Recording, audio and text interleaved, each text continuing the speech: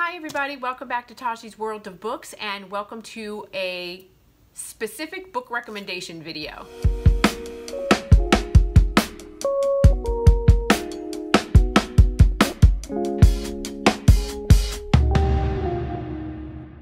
I wasn't sure what I was going to call this, you guys. Hey, welcome back. So as I have done in the past, I developed this video around a specific book that I read, and I wanted to make sure, I wanted to try to see where I could fit it in, and I read another book and I was like, I don't know where to put this, and so I thought I was gonna do, if you like this, then you'll like that type video. So that's what we're doing. Okay, so the first book that I want to talk about is Don't Kiss the Bride by Carian. And Carian is, I have read everything that Carian has written, and I'm happy to say I have all of her books, and I absolutely love her. She is a very emotional writer in the sense that her books are very emotional. They're not angsty books per se, but they are dealing with real life couple issues that you have to work through stuff to get to your HEA, and it's hard fought and it's not easy to get there, and they really pull at your heartstrings. So this book is no different. Don't Kiss the Bride is about Jude, or Lucky as they call it, and his counterpart, what is her name? Her name is Skylar. And Skylar this is a book about a marriage of convenience, and it's an age gap. I think it's like 12 years. There's an age gap. There also is some mental health representation, eating disorder representation, and other issues around mental health stuff, right? And so the story goes like this. Skylar is a high school student who lives with her mother, and her mother has some significant mental health issues. I'm not going to say what they are. You'll find out if you read the book. Significant mental health issues. And as a result of Skylar's upbringing, she then has developed some mental health issues herself. Lucky is a construction worker. He owns a contracting company whom he sees her through interaction, like she pulls up at school and she's dressed like she stepped out of the 80s, and she's like, you know, like she drives this old Corvette, and clearly there's an attraction between them instantaneously, and he fights against it. And this is really a story about how you let others view your relationship, how you let others dictate your choices, how you let others basically preach to you about what you're doing, and whether you let that impact you or not. He sees that she's down on her luck. He sees that she needs some support. He sees that she needs, you know, she needs somebody to look out for her because nobody is. This chick is on her own, and he steps up to be that, but he wants it to be purely platonic. And so he makes this arrangement with her that he is going to help her and support her to get what she needs so that she can be okay, and she can have health insurance, and she can live life until she gets on her feet. And that's what they set out to do.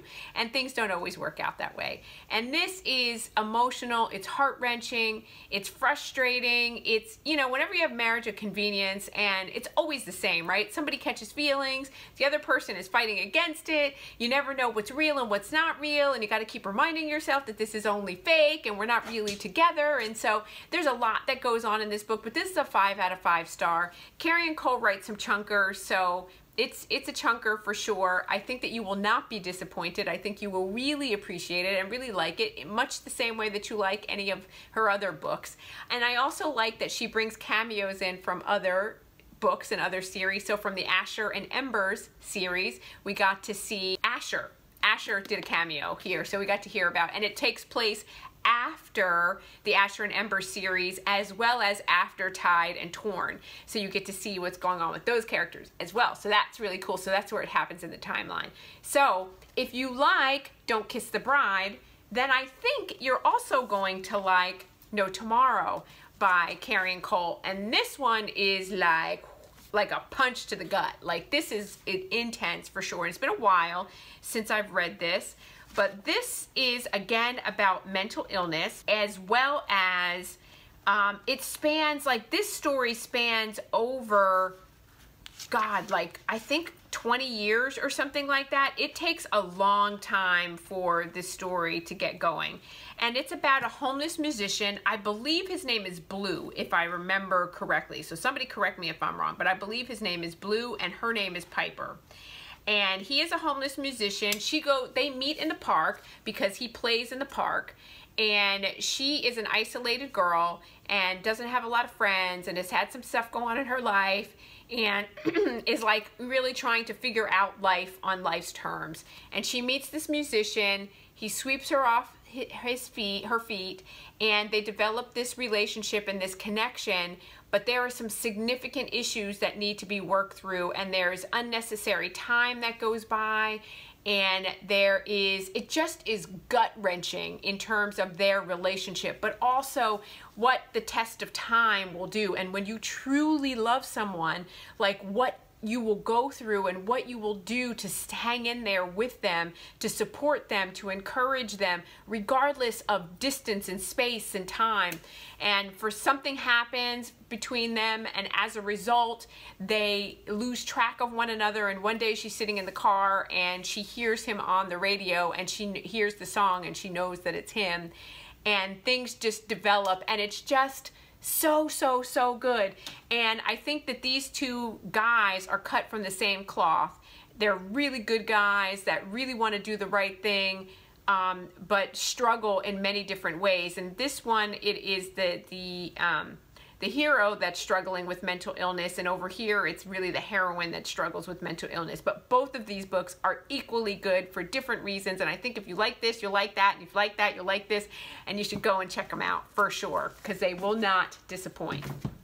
Okay, so I filmed a clip on the book that I want to talk about that I really developed this on, and this is called R.I.P. So we're going to hop over there and hear about that, and then we'll come back and I'll tell you if you like this, what you should like, what else you will like. Hi, so I'm not sure what this is going to be part of, but I wanted to go ahead and film the clip, hot off the press, rest in peace. And I'm not sure where I'm going to put it. I don't know if I'm going to put it in a wrap-up with some other books. I don't know, but we'll see. But this book, like I said, it's love or hate. You either like it or you don't. And I went back and looked, and I think I got it from Book Talk, and then I looked on Amazon, and I looked on Goodreads, and people don't like it, and some people like it. And I happen to fall into the category of I really liked it. So let me say this. It is twisted. It is sick.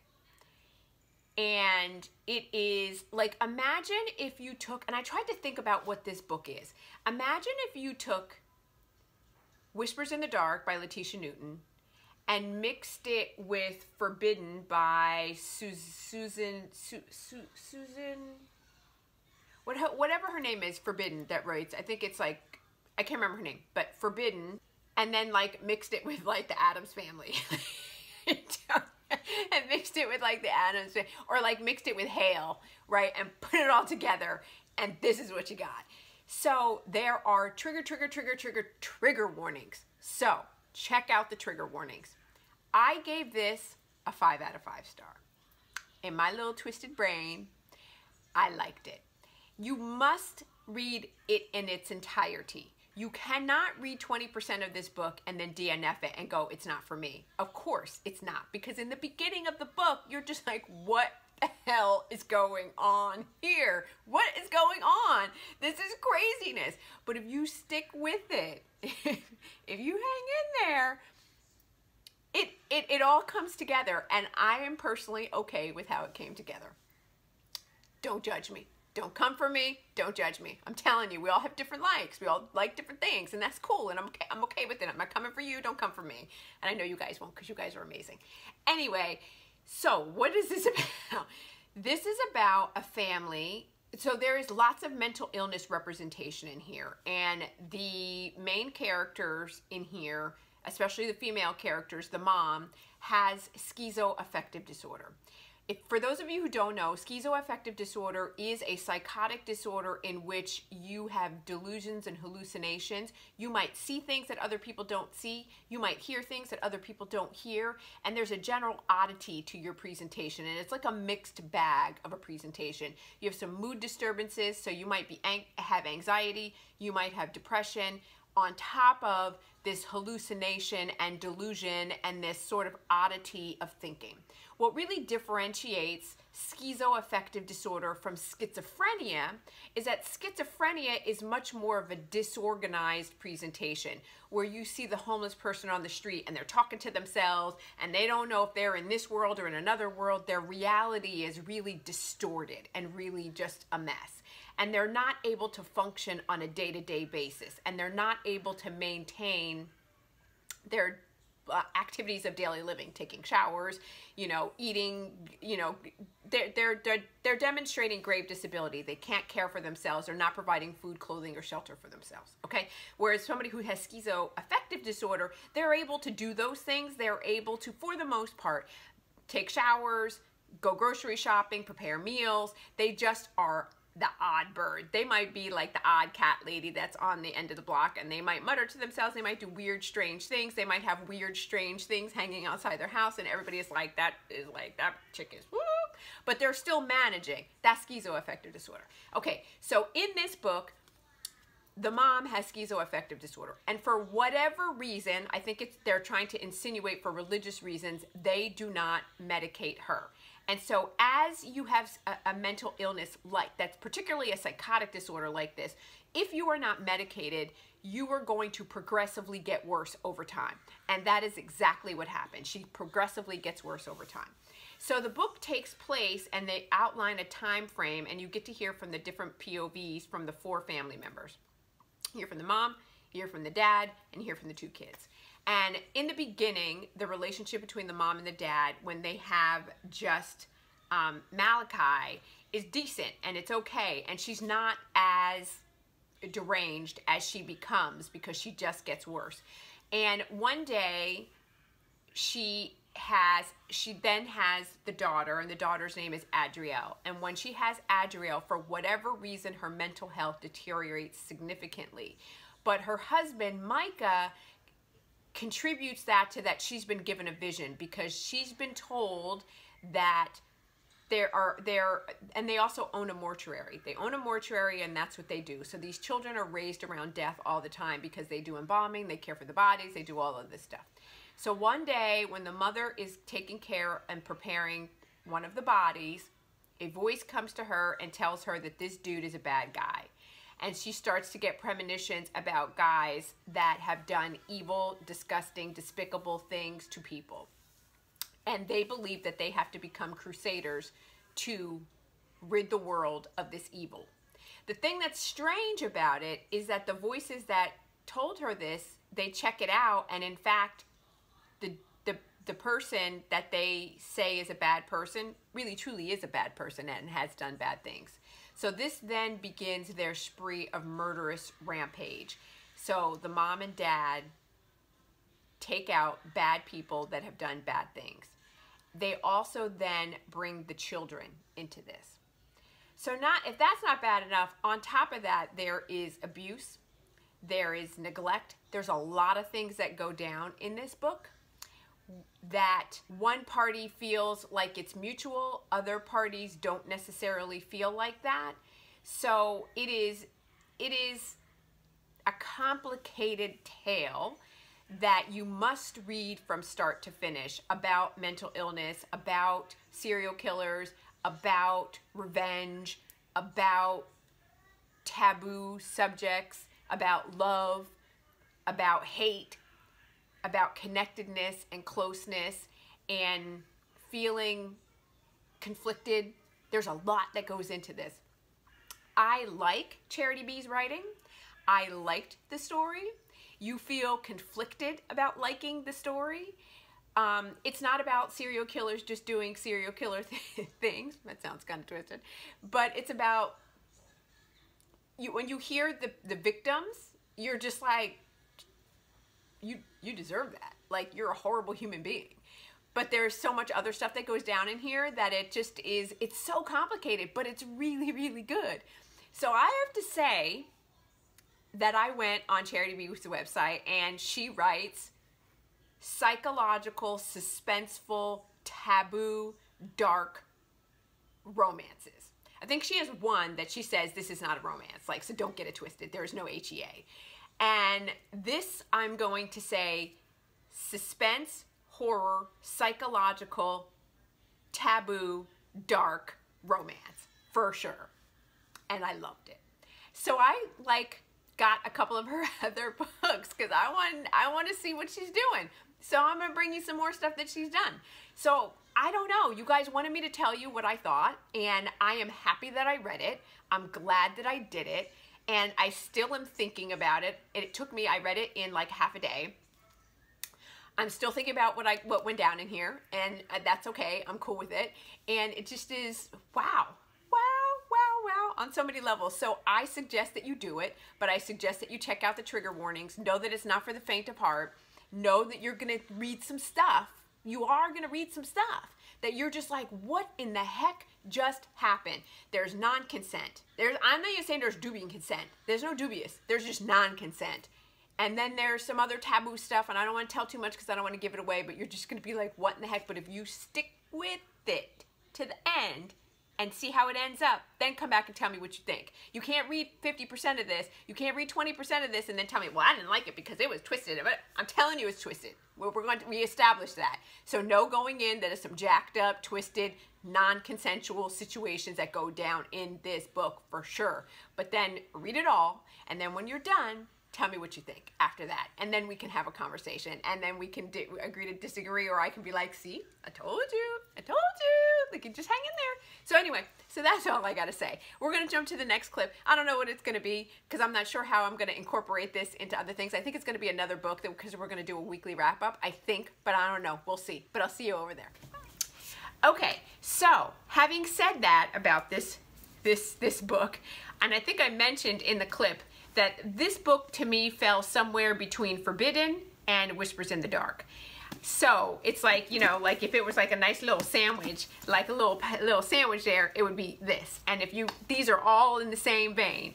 Now this one is a tearjerker, and this one is gonna rip your heart out into pieces and just stomp all over it. And it's the story of siblings, and it's the story of siblings who fall in love. There's no other way to say it. And what happens as a result. And it is just, it's a lot. It's a lot, okay? But it's worth the read. But after, like, don't say I didn't warn you. It's worth the read, but after you read it, you're just like, what the heck? Okay, that's that. Whispers in the Dark, I'm saying it's like this because this is the story of this is a captor-captive situation where the heroine is kidnapped when she's like 17 years old, and she's kidnapped by a serial rapist, serial killer, and while she's in captivity, she learns that he has done this multiple times before, and she is there with other girls, and some things happen, and she learns that there's a boy that's there, and the boy sort of befriends her and is going to save her or help her or what have you. And fast forward, and moving forward in the story, and I don't want to divulge, she then becomes a certain character and starts to do certain things that she feels is going to redeem herself and do damage to others. Let me say it that way. So if you read it, you know what I'm talking about. But at any rate, the things that the heroine and the hero, who I'm not going to say who they are, get into are very reminiscent of what's going on over here. And so I think if you like this, which I loved, then you're going to love this because they are equally good. And they're both 5 out of 5 star in very different twisted ways. So you guys, I'm kind of all over the place today, but I hope that this video is going to come together and it's going to make sense, and it's a little tidbit of something, like if you like this or you like that. And let me know if you read these, if you like these, what you thought about them. You asked me what I thought, and so I shared my thoughts with you. And that is all that I have for today. So thank you so much for joining me. And if you liked what you saw, please like and subscribe. And you know I upload new videos every Monday, Wednesday, and Friday. So I look forward to seeing you in my next video. Bye!